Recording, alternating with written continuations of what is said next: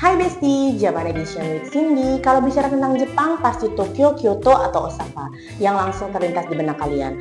Tapi kalau tahun 2025 ini ada satu kota yang naik daun dan masuk daftar 25 destinasi terbaik dunia versi National Geographic, namanya adalah Kanazawa.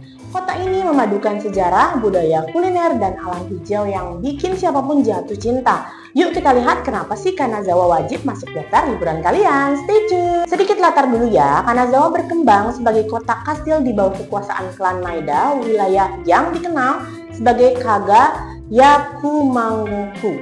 Salah satu region terkaya pada era Edo. Karena kekayaan itulah, seni kerajinan dan budaya ini di sini berkembang pesat. Satu fakta unik yaitu Kanazawa luput dari pengeboman besar Perang Dunia Kedua, sehingga banyak bangunan tradisional, distrik samurai, rumah teh, dan taman masih asli dan utuh sampai sekarang. Di era modern, Kanazawa diakui sebagai kota kreatif UNESCO untuk kerajinan dan karya seni rakyatnya. Sejak terbukanya Hokuriku Shinkansen ke Kanazawa pada tahun 2015, akses dari Tokyo jauh lebih mudah, hanya sekitar 2,5 jam sampai 3 jam perjalanan. Nah, Kanazawa sering dijuluki Little Tokyo, dan alasannya cukup jelas. Pertama-tama, sama-sama punya sejarah, kota samurai dan pusat kebudayaan. Kalau Kyoto ibu kota kekaisaran, Kanazawa adalah kota benteng milik klan Maeda, salah satu keluarga samurai terkaya setelah Shogun. Kedua distrik mirip Kyoto punya Gyeong, Kanazawa punya Higashiyama dan Nagamachi Samurai District. Dengan jalanan kayu tradisional, rumah samurai, dan situasi geisha yang masih terjaga, ketiga kerajinannya. Kyoto terkenal dengan kimono dan teh, sementara Kanazawa Kagayuzen, Kutaniyaki, dan emas lembaran Kinpaku bahkan bisa ditemui di es krim.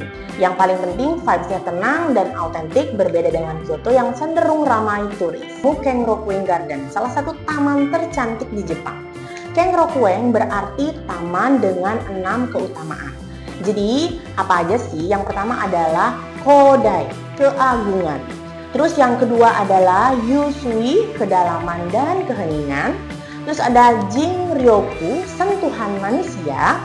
Terus ada Shoko, kesahajaan tua. Terus ada lagi yaitu Suizen, air sebagai elemen utama. Dan yang terakhir adalah Chobo, pemandangan luas. Ikon paling terkenal adalah Kotoji Toro, lentera batu 2 kaki yang jadi simbol Kanazawa. Jadi saat musim dingin dengan pohon pinus ditopang Yukitsuri, suasananya semakin seperti lukisan hidup. Oke, jadi kalau kalian pengen lebih lengkapnya untuk Kenrokuin, kalian langsung aja cek di video ini ya. Di sini akan aku jelasin lebih lengkap tentang Kenrokuin. Higashiyama District. Distrik geisha ini sering dinamakan, disamakan dengan Gyeong di Kyoto, tapi lebih tenang. Chaya artinya rumah teh.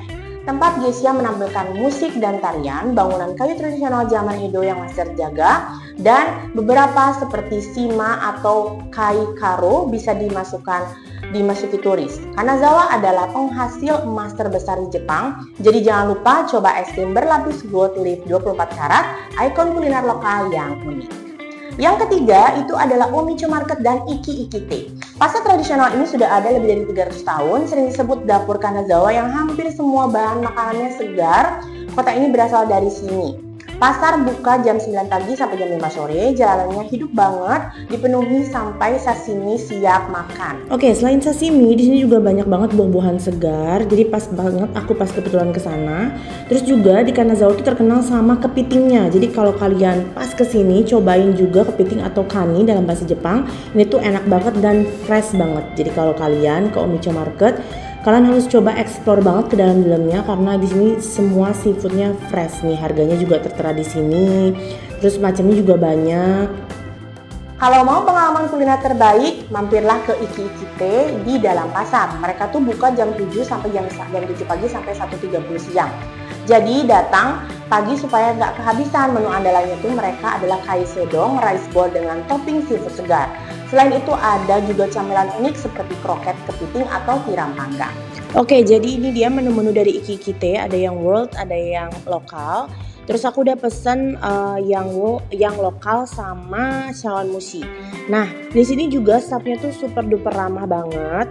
Kalau kalian pesan terus kalian tuh bingung, ini kan ikannya seperti yang kalian lihat mungkin ada beberapa jenis ikan kan. Nah, itu tuh bakal mereka jelasin satu-satu jenis-jenisnya.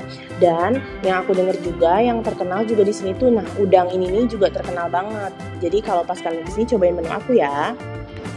Oke, jadi kalau kalian pengen lebih lengkapnya jenis apa aja itu ikannya, aku tuh udah sempet bikin video dan aku sempet review juga. Jadi kalian langsung aja cek video ini, kalian bakal lebih lengkap tentang iki-ikite.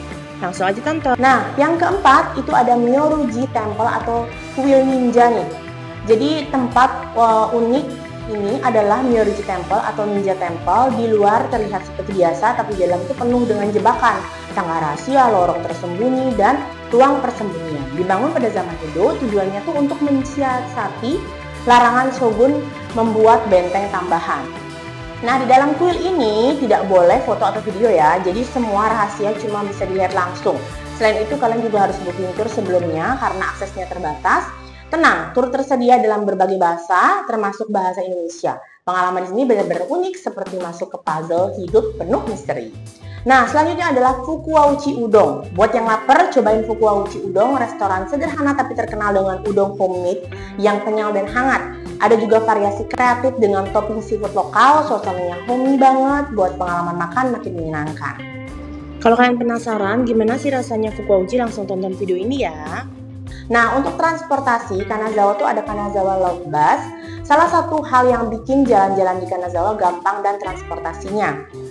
Nah, kota ini tidak terlalu luas dan Kanazawa Love Bus ini mengantar kalian ke semua spot utama dari Kanazawa Castle, Kenroku-en, hingga Shichaya sampai Omicho Market.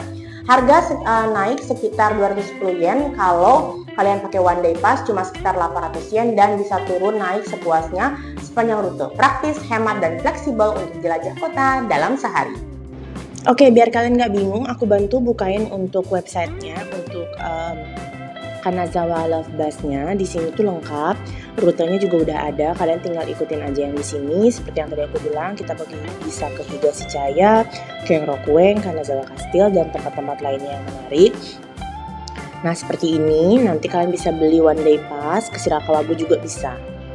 Nah, itu dia highlight Kanazawa, kota yang memadukan sejarah budaya, kuliner, dan pemandangan indah. Nah, kalau kalian sudah pernah kesini, share pengalaman di kolom komentar. Kalau belum, tulis pertanyaan kalian soal Kanazawa di kolom komentar juga ya. Jangan lupa like, comment, and subscribe. Dan jangan lupa klik tombol lonceng untuk berinformasi terupdate dari aku. Bye-bye!